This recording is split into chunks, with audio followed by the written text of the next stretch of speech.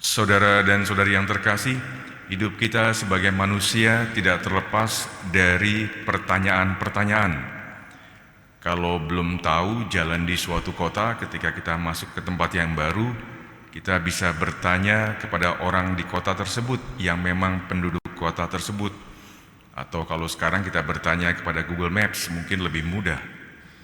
Kalau belum jelas tentang suatu pelajaran di sekolah atau mahasiswa di kampus, biasa mereka bertanya kepada guru bidang studi atau dosen yang mengajar karena saya belum jelas.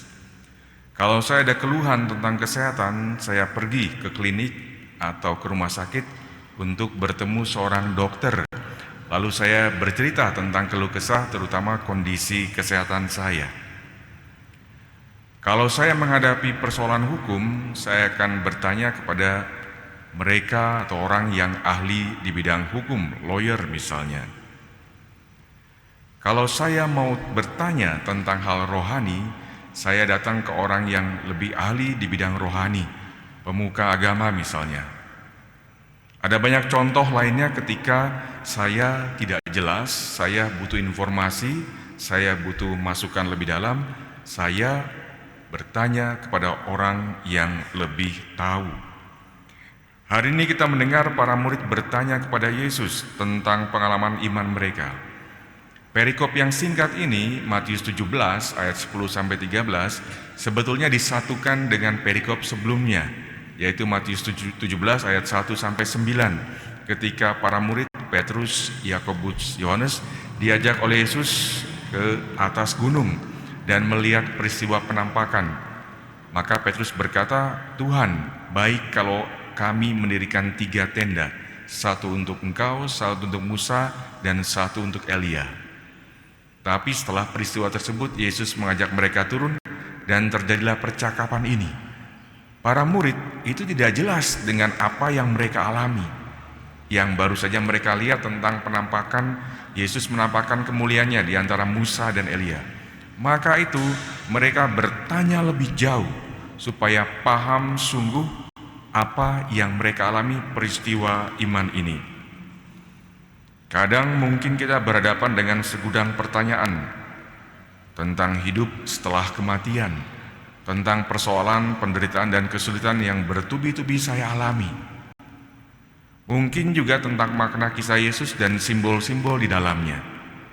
Ada begitu banyak pertanyaan yang kita hadapi, bukan bermaksud untuk meragukan iman kita, iman Katolik, akan tetapi dengan bertanya lebih jauh, saya mau tahu lebih mendalam dan lebih mendasar tentang iman saya yang saya yakini.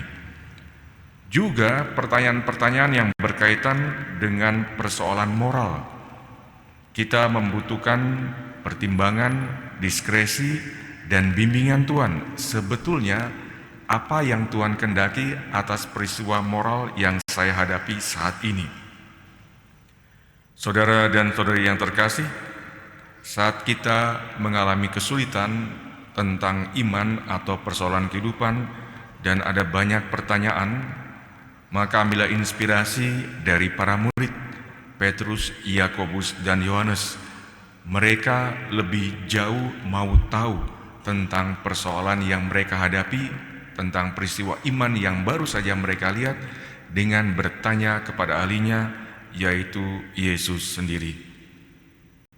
Jangan malu untuk bertanya kepada Tuhan, bagaimana tentang peristiwa pengalaman yang saya alami.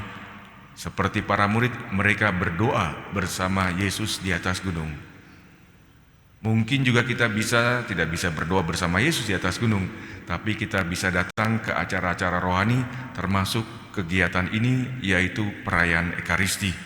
Mungkin juga kita bisa membaca kitab suci. Mungkin juga kita bisa mengikuti kursus kitab suci. Pastor Leo itu ada ya setiap hari Kamis di katedral. Mungkin juga kita bisa membaca, melihat media sosial, apapun yang berkaitan dengan iman kita, yang diberikan oleh orang-orang yang ahli dan mempunyai kompetensi di dalamnya. Saudara dan saudari terkasih, orang lain bisa mengatakan kita ragu dalam hal iman karena banyak bertanya. Tetapi itulah yang membuat kita bisa menggeliat dan bertahan menghadapi tantangan dalam iman kita. Semoga kita mampu menemukan kedamaian batin dengan banyak bertanya dan mendalami, serta menjadi orang bijak bagi mereka yang membutuhkan pertolongan, terutama ketika mereka bertanya kepada kita tentang hal iman dan persoalan dalam hidup mereka. Mari kita hening sejenak.